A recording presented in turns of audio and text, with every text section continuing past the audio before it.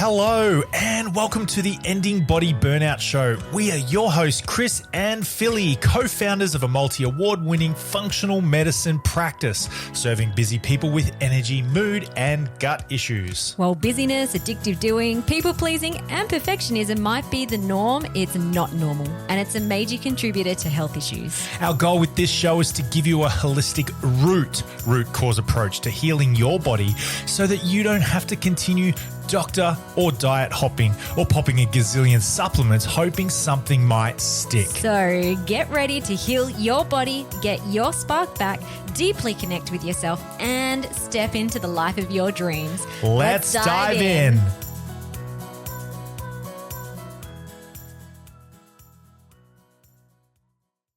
Welcome to this episode of the Ending Body Burnout Show. Philly and I have one for you today, all about why you get sick on holidays. Just raise your hand if you've ever reached the holidays only to spend it in bed with a cold or a flu, gastro, or even feeling completely wiped out. Does that sound like you? Today we're going to talk about that. Awesome. So many of our podcast ideas actually come from our own personal experiences, as well as conversations we're having with clients. And this topic came up, I don't know, it was a few months ago when Chris shared something that happened to him on holidays, and lots of clients were like, oh my gosh, yeah, I always get sick on holidays, or why is that the case? Why does this happen? So today we're going to dive into why you get sick on holidays. Okay, it's also a good timing. So this will be released in July, and it's school holidays for many of us in Australia, which means a lot of people are probably traveling and holidaying. Or if you work in a industry where you have holidays at the same time as kids, even if you're not traveling, I know a lot of people can crash the moment that they don't have to work anymore. So this will be relevant, I think, for everyone. Okay, so in true Chris and Philly style, we're going to look at both the physical and the metaphysical sides of why you get sick on holidays. So let's dive into the physical side, hey? Yeah. All right. So, and from this point of view, we're really going to look at the science behind physically why people who are stuck in burnout patterns can really crash when they start their holidays. Okay, so some of these burnout patterns, if you've listened to the podcast for long enough now, or you've worked with us, you will know what a burnout pattern is. But for those who might be new to the podcast, this is kind of like the pattern of go, go, go, go, go. Got to do all the things, tick off all the to-dos. There might be some people-pleasing, perfectionism thrown into the mix as well. And we'll really talk about these patterns when we get to the metaphysical side of things. But what this is doing to the body is, first and foremost, you're producing a lot of cortisol and adrenaline production when you're in this fight, flight, go, go, go pattern. So cortisol and adrenaline are stress hormones and stress brain chemicals. And this might be an acute production leading up to going on a holiday. And I'm going to share my story too, but I'll do a little peppering at the moment that I used to get into a frenzy where it's just like, we're about to go on a holiday and I have to get all of this done. And I see this as a pattern too with clients leading up to Christmas holidays where it's almost, it's not even our clients, it's just the modern world of we need to make sure we get everything squared away before we go on a break for 2 weeks. Otherwise, our business or our workplace or the world is going to crash and come to an end. And this is essentially a trauma response. And what it's doing physically in the body is you're producing heaps of these stress chemicals and hormones. And it might be an acute production, but for many people who are stuck in body burnout, this is a pattern that has been running chronically. So not just leading up to a holiday, but it's been running for maybe years, if not decades of your life. And so that extra push to get all the things done before you go on a holiday can be the last straw on the camel's back that impacts your immune system.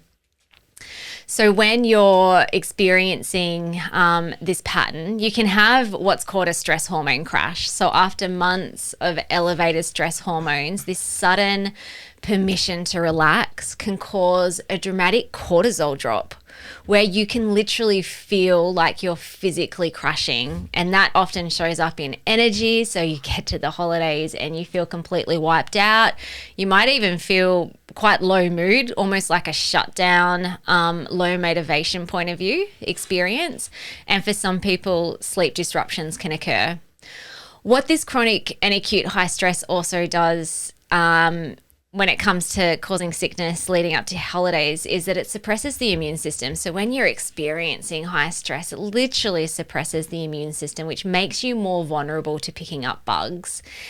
And what fires together wires together. So if you've got this nervous system dysregulation happening where it's like, go, go, go, got to do all the things, and immune suppression, which occurs naturally when you're in this chronic state of fight, flight, or even freeze, then the two things can wire together. So your body can experience high periods of stress, and then at the same time, your brain-body system has created these neural pathways to say, oh, when we're feeling this nervous system dysregulation, our immune system also shuts down. And so this can show up really specifically when people are traveling. So I'll talk about holidays where you might just be on a holiday at home, and also holidays when you might be going away and traveling. So the thing when you're going away and traveling is that you're actually exposed to a lot more bugs than you would be if you're just staying at home, either in your house or in your community. And so your immune system is not as resilient. So it's going to start picking up more bugs, whether it's colds or flus on the plane or in airports, or maybe you're going to a foreign country and you're eating foods that you don't usually do that have bugs in the foods that you're not usually exposed to. And if your immune system isn't resilient to that, then you're more likely to get gastro, food poisoning, that sort of stuff. Also, what can happen when you're holidaying away from home is if you have entered your holiday in a dysregulated state, you can be more prone to feeling overstimulated. So when you're going on an aeroplane, when you're navigating a place you haven't been to before, or maybe it's a busier place than usual, there might be crowds and different sounds and different smells. This can wire your nervous system even more so, which can suppress your immune system even more so. And this is really common too for neurodivergent people in particular, because they're already they're more prone or more at risk to feeling overstimulated in different environments. Some other body system things I think about from a physical point of view is chronic stress will also impact your gut health. So on our functional medicine lab test that we run, we can actually look at different markers that can give us an indication as to what's going on with your gut health, but also how that's affecting your immune system. So if you are heading out on a holiday and you're getting really sick, then there could be something going on with your gut. Some things I think about are your secretory IgA. So this is a marker that can be seen on a stool test, and it shows whether your immune system is suppressed, and sometimes it can also show if it's very hypervigilant. So if that's really suppressed, then you're going to be more prone to picking up bugs and viruses and all sorts of things that can make you quite sick. If you've got a lot of pathogens overgrowing or your microbiome is depleted, that can also impact your immune system.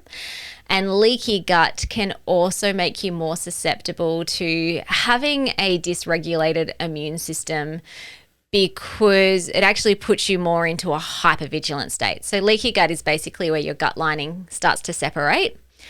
And food particles, even pathogens, toxins that are in the gut, then seep out into the bloodstream. And this is really inflammatory, and your antibodies start attacking those things that are in the bloodstream because it's deemed it as foreign. And then that just puts more stress on your immune system. So if you have leaky gut, you can be more likely to getting sick, or having reactions, almost like a histamine reaction or allergy type reaction when you're heading away. I'd also be thinking from a physical point of view. So if you're someone who's like, yep, I tend to get sick and run down or overreactive when I'm on holidays, I'd be thinking about your detox pathways. So if your liver and your detox pathways aren't working functionally optimally, it's going to impact your immune system. And especially when we're on holidays, most people, not everyone, but most people are exposed to more foods and drinks like alcohol and sugar and processed foods that they might not usually be exposed to, or in the amount that they're exposed to. A lot of people too are getting dehydrated on holidays. And we can also be more exposed to environmental toxins depending on where we're traveling. So this can put more stress on the gut and the liver, which then suppresses the immune system even more.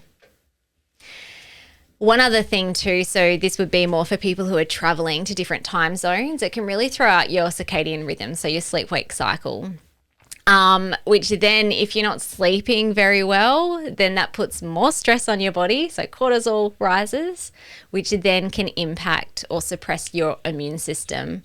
I've also experienced this too, like sometimes different beds. I'm very particular with my pillow. So if I get like a really thick, hard pillow, I don't have a great sleep at night.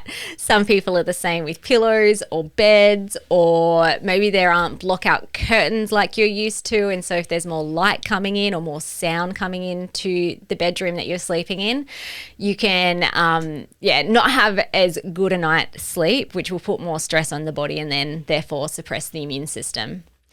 So they're the main things I think about from a physical point of view while we tend to get sick on holidays. And I mean, as I mentioned before, you might not actually be going away traveling for a holiday. You might just be at home and you crash. That's more that nervous system dysregulation, being in such a high stress state for so long. And then all of a sudden it's like, now I don't have to do anything, but you have this cortisol crash, which then wipes you out and you don't actually feel like you have much capacity to enjoy your holiday, even if it is just at home. Anything you want to add to the physical side of things, Chris? That last piece really resonates with me. Spending several years in the army, one of my fondest memories is also one of the most awful physical experiences I've had in my life. For a couple of weeks, I lived out of a trench, and it was wet, it was muddy, it was painful. We had rashes, prickly heat. It was one of the best moments of my life, and I really honestly mean that it was such a hard experience that I see it through rose-colored glasses. Any soldiers or athletes would have the same sort of story, no doubt.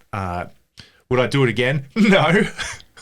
But do I remember it fondly? Yeah, I really do. And you could go back through the War Memorial, read poems about soldiers in Gallipoli and in the front in Europe. That they'll say the same thing. Rose-colored glasses about really awful experiences. Anyway, I can do that. However, when I go on holidays, I don't want to be in a trench. I don't want to be prickly heat and rubbish sleep. So you touched on a really interesting topic.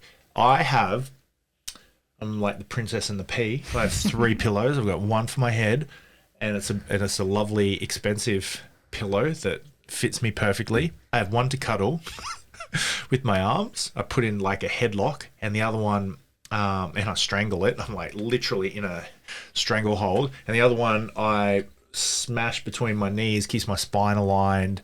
And I'm a very active sleeper. I'll change positions maybe about 5 or 6 times a night that I'm aware of. And we've got a beautiful mattress. It's very expensive, very comfortable. I can move without sending my wife into just a a koala slingshot mattress. Yeah, which is, well, I like it.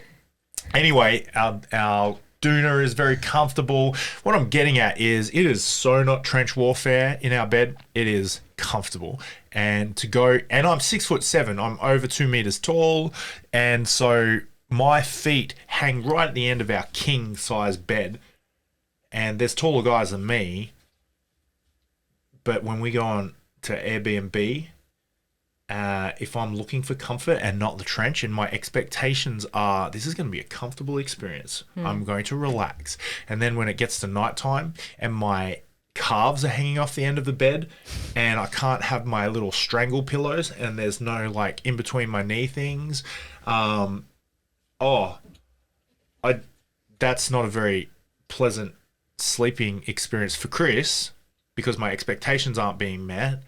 But if I went in there expecting it to be Gallipoli and it was, I could probably get over it. But because I'm going into it expecting it to be a certain way and it's not, well, that's frustration. There's a gap there.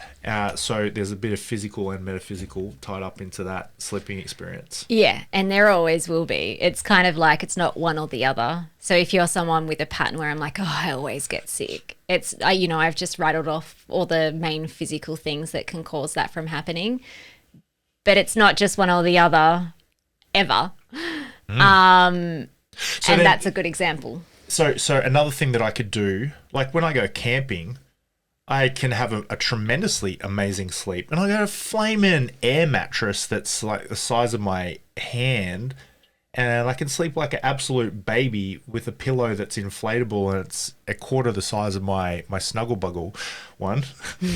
So it's stories and expectations are so critical when it comes to holidays. So therefore, my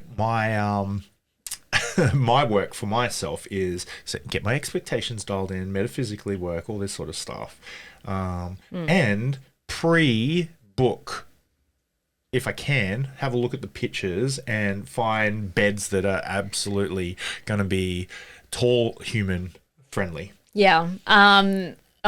Which might cost more, and therefore there's some stories there around money and all that. Actually, I just realised that when this podcast publishes, we will be on a plane to Bali. On a jet plane. And this has been part of our. Know if I'll have back pain. Well, because I know that Chris is tall and good-looking, he can get cramped and all that sort of stuff. I'm the type of person where I love an adventure. So when I go on holiday, I'm like, I want to see all the things. I want to experience the culture. I want to and this will, we'll dive into more of the metaphysical. I've dialed it in now, but in the past, it's like, I want to do every single little thing so I don't miss out. And my money is well spent and we're going to have a great holiday creating great memories. So that was a way perfectionism pattern showed up. Enjoy this holiday. Stop crying, Chris. And so our experience of that, or my experience of Chris of that, is that he's very different. So when he goes on a holiday, he wants to just rest. I think you would be happy if we just went to a resort and you laid by the pool for 2 weeks. Oh yeah, dangle my foot in the water, just stare at the clouds, just look up at them and just go, this is amazing. Look at that sky. Whereas for me, I'm like, I could do that at home. Like, we're in a different country or a different state. Which so do I. Like that's my life. Like I love looking at the clouds. I love getting my feet in the water and dangling. And so I don't need to go to any other I'm so comfortable. And so when I get forced, this is a story. When I get forced into an environment that's Gallipoli. It's a bit of a battle zone, in my opinion.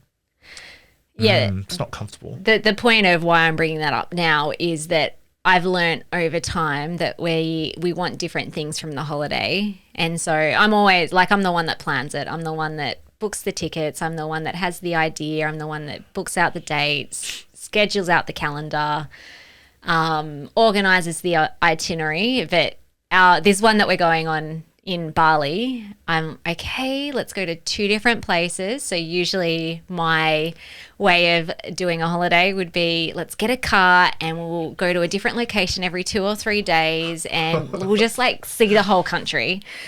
Whereas this time I'm like, okay, relax, Philly. I know that I'll probably end up with a very grumpy husband by the end of that trip. So we have compromised, or I compromised in my own head. I didn't even have to have this conversation with Chris, but we're staying in 2 different locations. And this time Chris does not have to drive anywhere. Usually we would hire a car and Chris would just like be the chauffeur and I'll be able to sit back and relax in the passenger seat. So, I mean, like, I think that the point of this story is that if you are going on a holiday with other people, if it's not just you going solo, if it's you going solo, do what makes you happy, do what lights you up. But if you're doing it with other people and you have this pattern where it doesn't go so well because you might have different needs in your family, then yeah, like work to find a balance where you can still get what you want out of the holiday, but you're also not burning the other person out if all they want to do is rest and look at the clouds for 2 weeks. Yeah, and then dialing into metaphysical, I know my highest need, it's not family, it's not Philly, it's not, believe it or not, it's not finances, it's not money, it's not things, it's being free. It's having an ability to do whatever I want, having that flexibility, and I really value that. And so I think in the past when I've felt forced that my needs don't factor.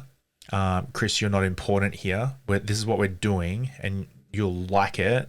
That's felt very forced, and I think we've had some good conversations in the last year or so that have allowed me to express myself. But we've got, I don't know if we'll talk about it now or a bit later, there has been in recent months some holidays where I've gotten sick, like broken down, smashed. Oh, you can talk about it now. Go for it. I had to poo so much. That would have been January, so about 6 months ago. All the poos, and you got gastro. Got gastro. Yeah. Poopy, lots of poops. Coming out hard, fast, and stingy. And no one else did. So I don't actually think it was gastro, or maybe it was. Maybe you ate something. Urgent. But it was just interesting that it's like, my gut's fine. Why did I? Wait, yeah. Poppy and Elsie are fine. What's going on with your immune system? Captain Chris was not super comfortable. Back pain. It started off with back pain, and then it ended up more around my pelvis and lower gut. And then it turned into cramping, like real, I don't know what it was like to have babies or period cramps, but I swear, like, that's from what I was Googling and talking to ChatGPT about. I had my first period. But that holiday was interesting. So we stayed in Tassie. We went to St. Helens. We just stayed in an Airbnb for 5 days. I wouldn't say that was like a fast pace, go, overstimulating experience. But I think what happened there was your expectation was different to your experience of that. And your body was basically just like, stay in the home, stay housebound, rest. Yeah, it's such we love that location. It's such a beautiful place. And there was definitely some miscommunication. There was some pollution under the bed of resentment building up between us. And that's usually the catalyst of you getting sick on a holiday. Because I remember and again, these patterns are way less than what they were, but they still showed up, which then caused a dysregulation between both of us. And like, I remember, I think it was just small things like, oh, where are we going to have dinner tonight? And you might have suggested something and be like, no, I want to go here. And then we'd open up the menu and it's like, what are we going to have? And you're like, this, and this. And I'm like, what? You're having 3 meals? So kind of just like a little bit of passive aggressiveness, a bit of like controlling patterns popping up. Fine, you're giving me the crap, and so then- take this. Well, and then you'll just shut down and go silent. And then it will show up in your body. It's like, all right, well, if I'm not voicing what I need and kind of like giving Philly a shake and saying, hey, like, why are these patterns showing up? Let's have a conversation about it right now rather than allowing it to fester throughout the holiday. Then your body, if you're not voicing that in a healthy way, the body will voice it for you. And it's just like... Yeah. And we've created, ever since then, we've been having regular come together meetings. Meetings isn't the right word. Experiences where we'll talk about whatever's on our mind. We'll have like really nice conversations. If there's been some distance between us, I think that's our relationship signal that there's something that needs to be talked about. What was mine the other day? It was really funny. This is a segue, but kind of not really. Well, can I just, before you segue, because we did have a conversation a few days ago, and we do it on a Friday. Yeah. And I said at the closing of our come together meeting. No, that's exactly what I'm talking about. This is the thing I was going to say. Oh, I just said, hey, can we make sure that we continue these conversations when we go to Bali? Because I don't want Bali to be a fester of. We stop talking to each other, and it's not that we don't talk to each other. It's we're not communicating our needs and our wants and having like a big D and M, because usually the pattern in a holiday would be we've got the kids as well, and sometimes the puppy dog, and we're navigating lots of stuff, and we kind of then just brush aside the things that are important to us or the things that we're noticing resentment about, and then it will blow up in some way, and usually it's like physically. And the risk of having these conversations for you and I is that, like, well, we can be honest. We're both pretty good at saying what's on our mind when we give each other the space. And the risk of that is that I might say something that can strike a nerve, and then likewise back at me as well. Like, you can say something honest, and it's just like, right, that's kind of painful to experience. Did you want to share your segue? Because it's kind of cute. Yeah. So this is not a holiday example, but just something that happened maybe a month or so ago. This is super important to me that I was suppressing, that I didn't realize how impactful this was to me. And when we had our come together and we were talking, I was just poking the bear. I'm like, and then I could feel it. I'm like, you've been a bit. I don't know, distant, and you were like, no, I haven't. No, I haven't. But then I thought, yeah, I actually have. And then I thought, okay, well, why? And then I backtracked a few times. It was this. And then why did I do that? It was because this. And why did I do that? It was because this. And then I was like, when it all started? And then I started getting really teary. He cried. I started crying. I was like, you were sob laughing. We had this really big frost in Tassie, and I've been really enjoying, really experiencing a joy in gardening and vegetable gardening, and I made a few mistakes. I did a few things that if I had to do them again, I wouldn't do them that way, and I wouldn't plant that particular crop, blah blah blah. Anyway, we had this real intense frost. Everything died in our garden except for a couple of things. I was heartbroken. And now I don't require this to live or survive, or we're lucky enough and blessed enough for that not to be the case. And there's plenty of farmers out there who survived through this frost, I think. Anyway, this hurt. It caused emotional pain to me. And But you pretended like it didn't. Can you tell the cleaner story? Yeah, we Don't had mention names, but like we had our cleaner come in on the day of the frost or the day after, and she's like, "How you going?" And we were both saying like how cold it was because it was still super frosty. And then I'm like, "Oh yeah, it's super sad. Our vegetable garden's dead." I think, and I said, "Chris is sad." And then a couple of minutes later, you came into the room, and she's like, "Oh, I'm so sorry, Chris." And you're like, sweet. "What for?" "Oh, I'm so sorry that your vegetable garden died." And Chris said, and I could tell that he was doing it like in a masculine, unresourceful way. "Oh, it's all good. It's all good. It's all good." these things happen. And then you just walked off into your office and closed the door. Wow. Yeah. So I don't recall it. So that was obviously a very suppressed experience. But anyway, in our come together, I just had that conversation with Phil, and it just, when I opened it up, I realized, man, I'm actually quite sad. I have a sadness there, and maybe a little bit of shame and guilt in there. Like I should have done it this way. I should have done it that way. I'm not good enough. I'm not a real farmer. You know, it's comical now. I notice it, and I can laugh about it. And also just the grief, light. Like just paring away any beliefs and stories. It's also just the grief and the loss, which you didn't allow yourself to metabolize and move out of your body. But now I have, and it's light, and I've already, like, literally, I've made a plan of things to plant next. I've gone and pulled some old things out. I've actually gone out the back, and I've actually done some stuff. I've pinned some beans and peas that didn't die, by the way, in the frost, that are actually kicking butt.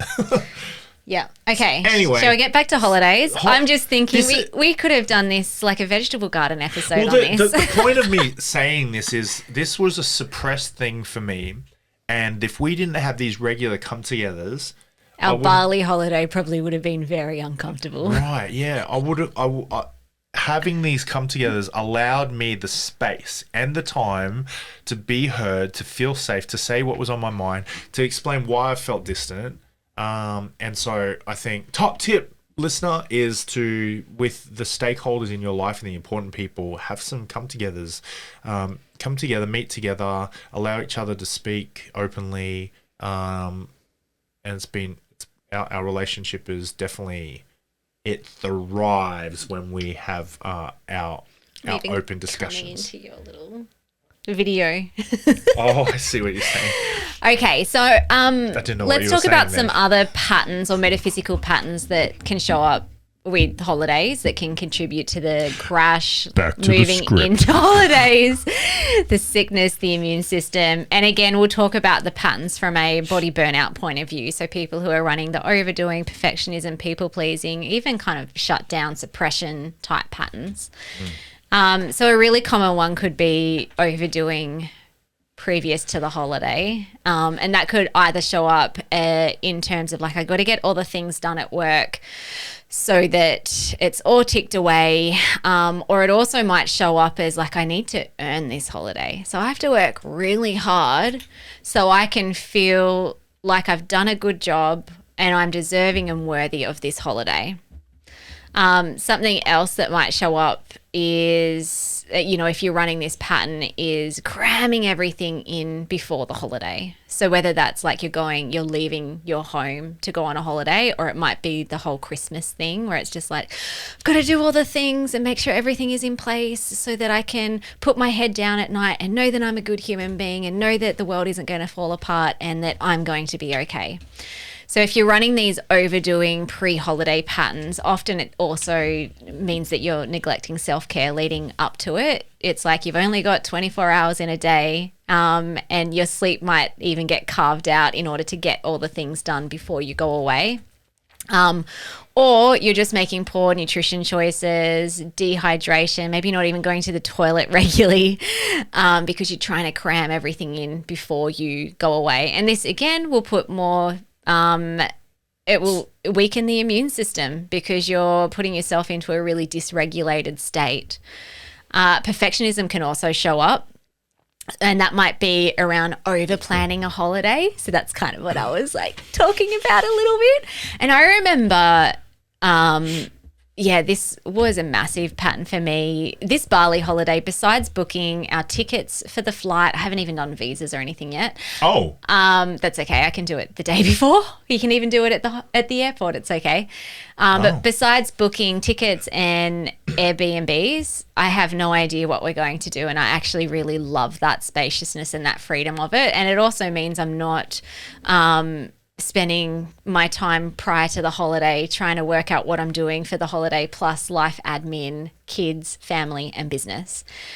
But in the day, I definitely had this over planning tendency where I'd need to like research, and this is prior to like ChatGPT. So research all the possible things that we could do and have this step-by-step itinerary, and this is what we're going to do on this day, and this is where we're going to go and eat. Back in the day too, when I had food allergy, intolerance things going on, I chose to. It was part of the perfectionism over controlling pattern, was like work out where all the places I could go that are going to be nice to eat. And so this was just really time consuming, but it was driven from a place of fear. It wasn't so much excitement and just like, yeah, I find a lot of joy pre-planning. I remember kind of dreading it and feeling resentful that like, why can't Chris plan our itinerary? Like, why am I the one that has to do it? So it was definitely showing up as an unresourceful perfectionism pattern. This could also happen during the holiday. So if you have this internal pressure where I have to have the most perfect holiday experience for myself and my family or my friends or whoever you're holidaying with, because if I don't, then it's going to mean something bad about me. If I don't create that for myself, especially create it for other people, then I'm going to be exposed that I'm somehow less than, weak, incapable, not deserving, not lovable.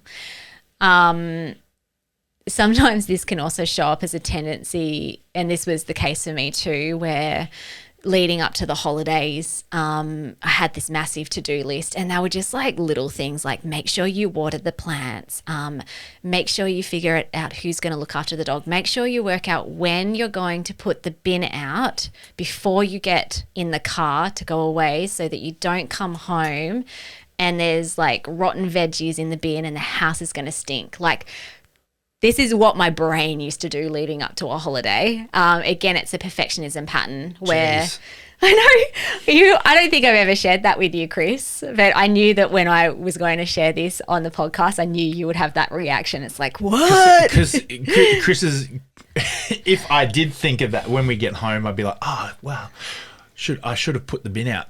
Oh, well, I'll put it out now. It was even look, there's maggots.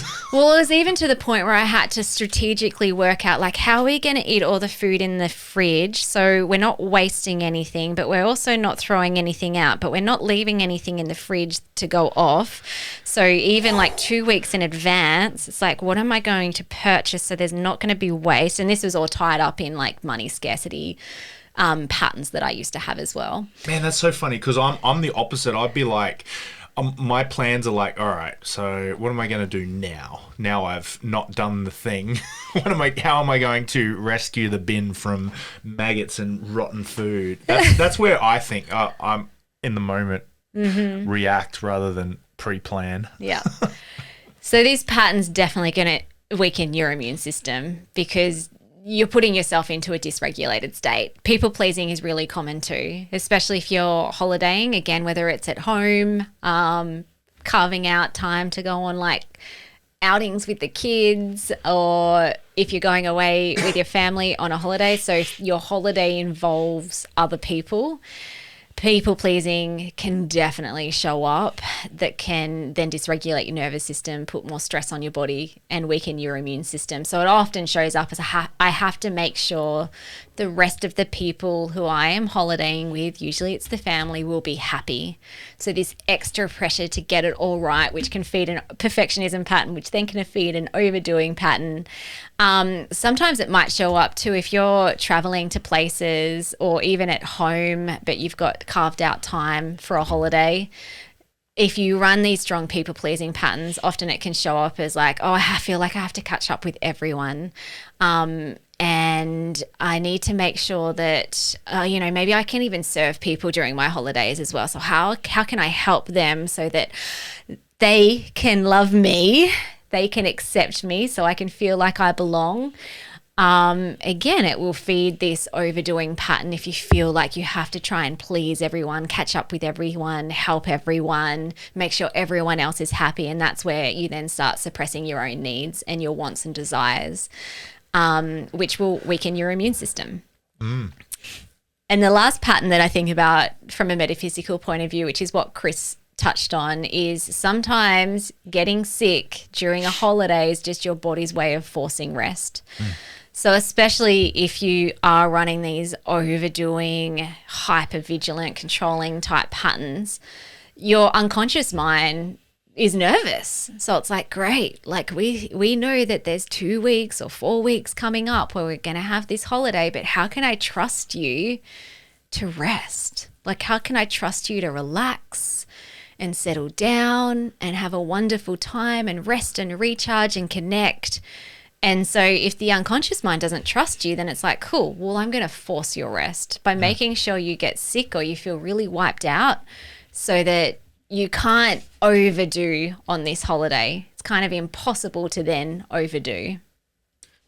I have one little, or two little additions to that. The first one is like really unclear expectations around what the holiday actually is, you know, and that's going to be something where in the past I know we've not communicated, and then all of a sudden, well, my highest value is freedom, as I said before, and so then I'm thrown into the mix. My poor communication has locked me in to no freedom, and so therefore, how can I take responsibility for that? Is next time have actual conversations with my wife, and then I can have my expectations set, you know, more realistically. I'm not off in fantasy fairy tale land of what I expect and then magically expect my wife to have read my mind, which as if I can expect that because I can't even do that.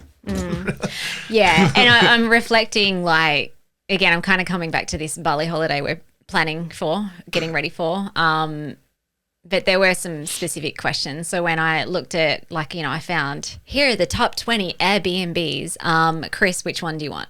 And I scroll through and look at the beds and first. he will look at, like, which has the king size bed, which one has the aircon, which one has a pool, which I'd kind of filtered in anyway. But I know that that's more important to you. And so it's like, cool, I'll handball that decision to you. And then there was also the, do you want to drive this time? Like, do you want to actually have a car and drive around, or have someone that we just pay a day to have someone drive us around? Which I think I actually kind of want to just not do that. Well, yeah, time, hey? Because we've been in Bali before, and we know how easy it is to, like, get a taxi and or something. Also, like, the traffic's nuts. And so I was thinking about your nervous system, which, like, from the point of view of me being a passenger. Thank you, honey. Yeah, I was. You think about me. Me being a passenger, I'm not on high alert like you are as a driver. For example, when we went to Fiji last year, you know, which was all right. Fiji was fine. Yeah, but. Anyway. Actually, I'm glad we had the car. Okay, all right. Maybe we should have got a car for Bali then. No, I'm happy. No car Bali. Okay. Bali's not Fiji. No way. Maybe a little bit of Kuta and a couple of suburbs, but nah. Yeah. I just want to share one story, and then we'll talk about some things that you can do to have a great holiday. So some preventative things to support your immune system. So, I mean, I touched on this. So my old pattern, and, like, you know, it can still pop up sometimes, where it's like, let's have a great holiday and jam as much as we can and do all the things, which I've dialed back. But definitely back in the day, that was a massive pattern. And I ran the perfectionism patterns and I got to do all the things, to-do list before we go, and I have to make sure that the holiday's going to be great. Like, a massive symptom that showed up for me was 2 weeks leading up to a holiday, I would just get insomnia, which makes sense in hindsight. My nervous system was so overwhelmed. I was in fight, flight. So there was a lot of cortisol running throughout my body. And then it's like, bang, don't sleep. And the pattern with not being able to sleep was my mind just couldn't turn off. It's like, what if have I got the passports? What if I've made the wrong decision around, like, where we're staying? Or maybe I need to, like, look back at that. So it was just this ongoing, have I made the right decision? Have I made the right choice? What else do I need to do so that, so that we can have a great holiday. And so for that 2 weeks, like my sleep would be rubbish. And by the time we went on a holiday, and sometimes this was just going to Sydney or somewhere, it wasn't even an overseas trip. And sometimes like this pattern would even show up. We live in Tasmania. Everything's overseas. This pattern in the past even showed up if I was going on a solo trip for maybe like business or to see my sister. It would still show up regardless of who was going. So in the scheme of things, it wasn't a big deal going on a weekend trip to Sydney, really. But my nervous system, my brain was just like, danger, danger, danger. Got to make sure you get all the things right.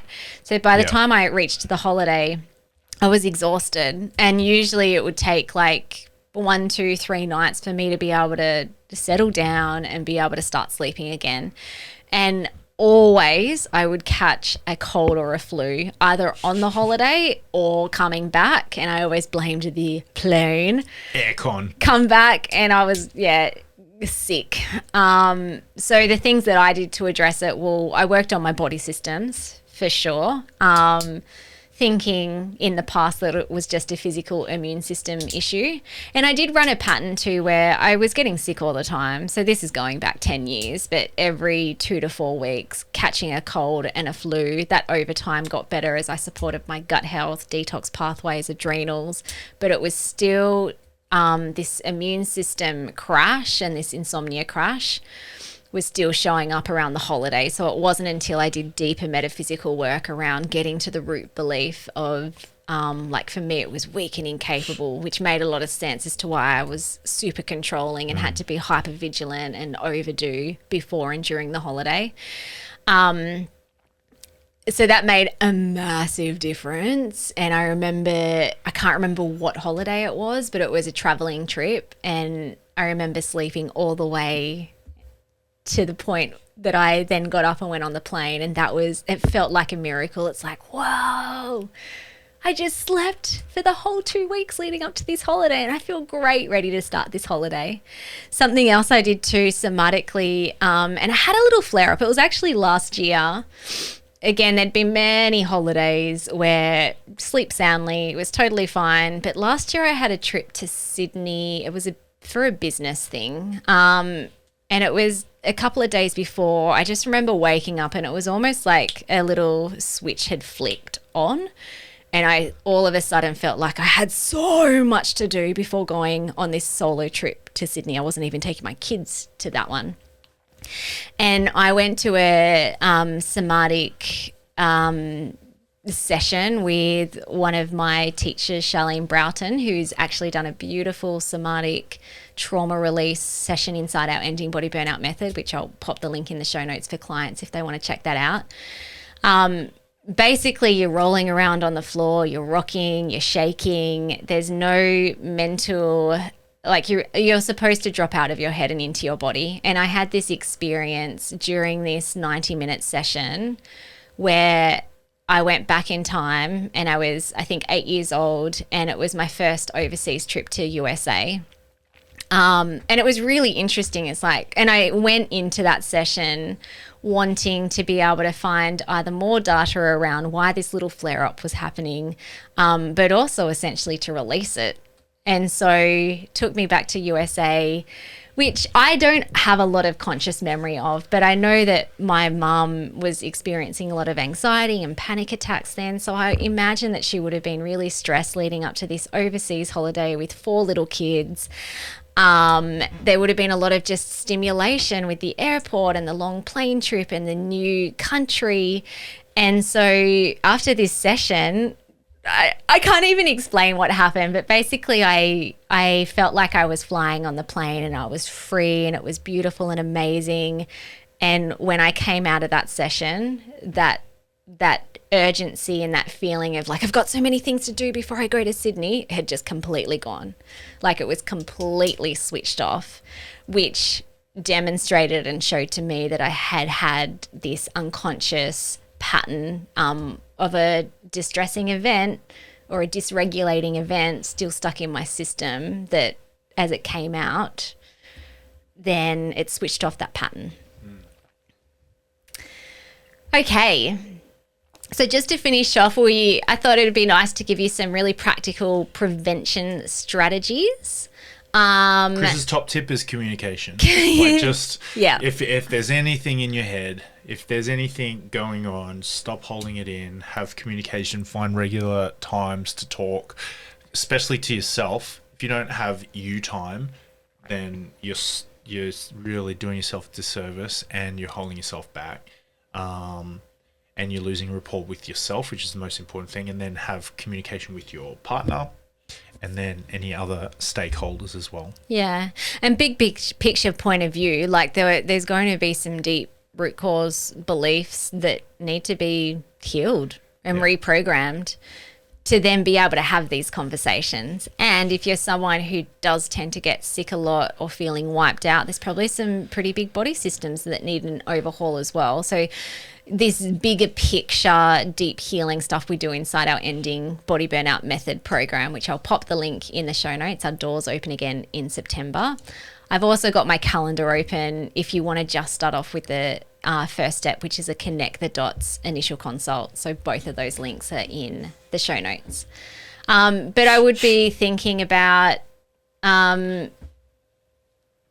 so during holidays, I actually take some supplements with us. And this is as preventative, but also we can use it in more therapeutic dosages if someone does get sick. So Bioceuticals Armour Force is amazing for colds and flus. And I'll just dose this all up during the holiday, especially if we're going somewhere overseas where there are different types of bugs. Colloidal silver is also really good antiviral, and I use the brand Argentine 23 because that is the best one that I've found. We'll also, if we're going overseas, I'll take Saccharomyces boulardii and colostrum, which is really great for the microbiome, the gut health, and great to prevent food poisoning, gastro bug type pathogens. So throughout the whole holiday, I'll dish everyone out their little supplements. And then if someone does get sick, so for example, in Fiji, you got a bit sick with a bug. You got a bit of diarrhea. I think I did too after eating like a duck thing. Which I can't remember. So with Saccharomyces boulardii, and again, check with your healthcare provider before doing this, but like you can do quite a lot of that probiotic, even like 12 tabs a day, just to flush out the pathogens in the gut. I definitely recommend drinking lots of water, especially if you are going on an aeroplane, because you can get really dehydrated and that will impact the immune system. Not out of the tap.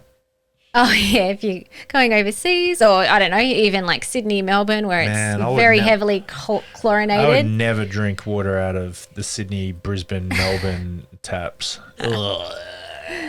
Yeah. With food... Do better, water companies. Do better. With food, I stick with a 70-30 rule when I'm traveling. Usually at home it's 80-20, maybe even 90-10 in terms of like healthy, clean, whole food. I'm a lot more relaxed while I'm traveling, but I still feel better if I'm eating most of the time healthy, whole food. Try and opt for gluten-free, dairy-free, refined sugar-free options if they have them when we're eating out. But I'm also not stressed if they don't. Or if I really want a burger and chips, it's just like, eat the burger and chips. So that's from a food perspective, just kind of think about what you're eating because that will impact your immune system. But also if you're overstressing, trying to be a perfectionist around trying to eat super healthy while you're on holiday, that's going to impact your immune system as well. Sleep is really important. So as Chris and I mentioned, we're pretty picky with our beds and our pillows. Little soft princesses, aren't we? So I would, if you're going to do some prior planning, I would find a place that looks like it's going to have a good sleeping quarters. When we do stay in Airbnbs, I'll usually go through all the beds first of all. Chris is more picky on the mattress, so I let him pick the mattress, but I'll pick the best pillow because I know that that's going to help me have a great sleep. You know what happened I just remembered, speaking of that, that's what didn't happen in St. Helens. Elsie took the big thing. And let her. I let her. and didn't speak my truth. Yeah, okay. There you go. So a little rat bag. Another thing I notice in hotels and some Airbnbs is they've got a lot of things plugged into the walls with the little flashy lights. Oh, yeah. So what I'll do before we go to sleep is I'll either turn everything off that I can see that it has a light, or if it's something that might need to stay plugged in, I'll put like a pillow or a piece of clothing over it. Even if it's like a tiny little red light, I'm still covering it up because I'm like, my sleep is going to be pristine while I'm on this holiday. That's another thing that I do, the little personal thing. I don't like sleep masks, but sleep masks are great. What I do instead of sleep masks, because I don't like that strapping feeling of the strap on my head, so I like a shemagh or a scarf that I can just drape over my face and leave my big snorkel, leave my nose out. And that seems to be a winner for me. I'd also try and stick with your usual sleep time routine. So the research shows that the more consistent you can go to bed and wake up at the same time, and that might be different depending on your body clock, that's the best thing you can do for sleep. So even when you're going on a holiday, if you can try and go to bed at the same time that you usually would, that is like your natural sleep-wake cycle, that's going to help, and it's going to help your immune system to function better. If you're traveling on flights, I think about some lymph work after your flight. So that could be as simple as putting your legs up on a wall, so lying down on a floor, but then putting your legs up so you're at a 90-degree angle and staying in that position for about 15-30 minutes. It just helps to drain the lymph and the fluid from the bottom of your legs and helps with lymph flow that's going to be going round and round like a circle throughout your whole limbs and your body. Also, if you've got lymph gloves or a toothbrush for dry brushing or a lymph brush, those types of things can be really helpful too, just to make sure that your lymphatic system is moving free and flowy, which will then help your immune system. And have fun. So if you do notice stress travel patterns pop up, like if you haven't done a lot of work with Chris and I, there will be stress patterns that will pop up while you're traveling. If you're a client or a past client that has done a lot of work with Chris and I, especially at a metaphysical level, just notice if any of those old patterns pop up. Like how I mentioned, I was noticing they were popping up when Chris and I went to St. Helens at the beginning of this year.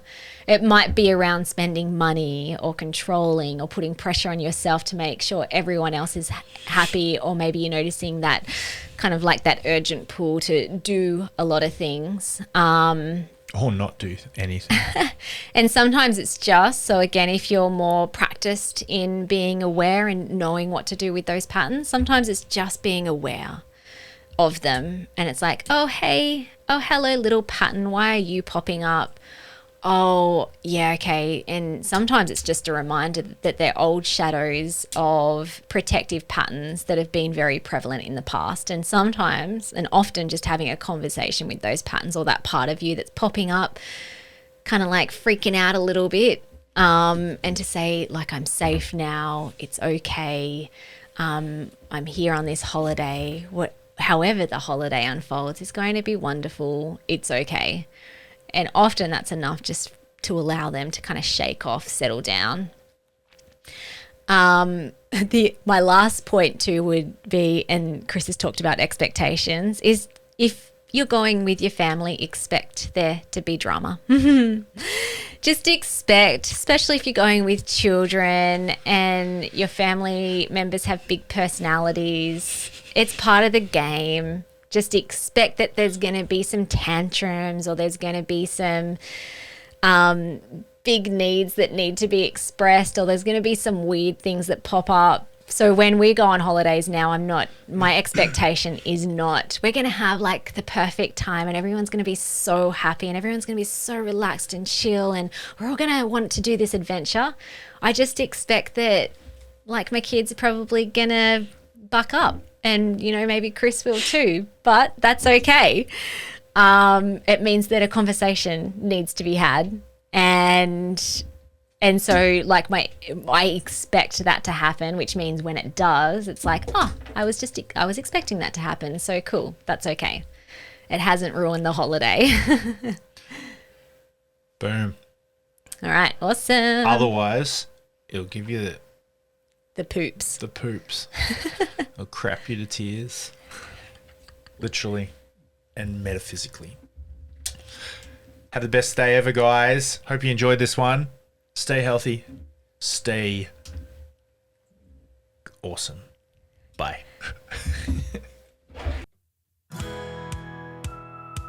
Thank you so much for listening. We so appreciate you.